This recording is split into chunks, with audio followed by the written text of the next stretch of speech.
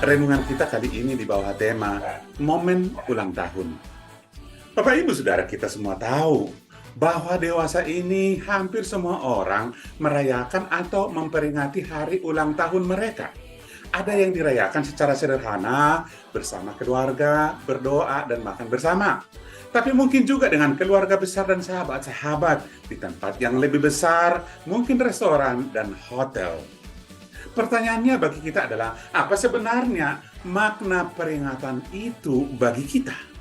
Dan kalau kita melihat di dalam Alkitab, paling tidak ada dua perayaan ulang tahun yang dicatat. Satu di Perjanjian Lama, dan yang kedua di dalam Perjanjian Baru. Di dalam Perjanjian Lama dilaksanakan atau dilakukan oleh Firaun, yang dicatat di dalam Kejadian pasal 40. Dan di dalam Perjanjian Baru oleh Herodes, yang dicatat di dalam Markus pasal 6. Dan kalau kita melihat dua-duanya ini sebenarnya mereka adalah orang-orang yang tidak takut akan Tuhan. Dan kenyataannya pula ujung-ujung semua perayaan ini adalah terjadinya pembunuhan atau hukuman mati. Di dalam Perjanjian Baru misalnya, Yohanes Pembaptis harus dipancung. Saudara yang dikasih oleh Tuhan, dan lebih lanjut pertanyaan adalah, lalu bagaimana sikap kita terhadap ulang tahun? Tentu saja kita akan melihat di Alkitab. Alkitab menyatakan, terutama di dalam Mazmur 90 dikatakan demikian. Ajarlah kami menghitung hari-hari kami demikian, hingga kami beroleh hati yang bijaksana. Saudaraku yang dikasih oleh Tuhan, menurut saya, Alkitab mengajari kita momen ulang tahun adalah satu kesempatan penting untuk kita sejenak mengevaluasi diri. Sudah sejauh mana kita berkenan di hadapan Tuhan. Dan lalu pada kesempatan inilah kita datang kepada Tuhan, bersyukur dan mohon pimpinan Tuhan, sehingga kita beroleh hati yang bijaksana menjalani hari-hari yang Tuhan masih berikan kepada kita.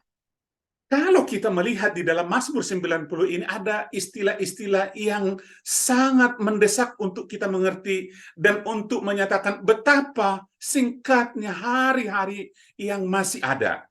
Misalnya di dalam ayat 4, 5, dan 6, istilah yang dipakai adalah waktu kami seperti suatu giliran jaga malam, seperti mimpi. Bahkan di dalam ayat 6 dikatakan, seperti rumput yang bertumbuh di waktu pagi, berkembang dan bertumbuh di waktu petang, lisut dan layu. Bagian ini sekali lagi menegaskan betapa amat singkat waktu yang ada. Oleh karena itu, saudaraku, momen ulang tahun adalah momen kita bersyukur kepada Tuhan, sekaligus mengevaluasi diri. Mungkin kita tidak mengerti sejauh mana kita menggunakan waktu yang ada, tapi saya percaya hikmat daripada Tuhan akan menolong kita, sehingga waktu yang masih ada, saat demi saat, adalah saat yang menyenangkan hati Tuhan dan memuliakan namanya, dan menjadi berkat bagi banyak orang.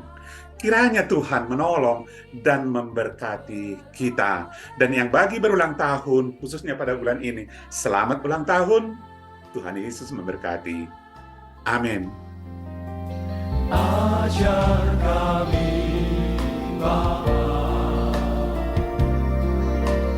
hidup dalam jalan agar semua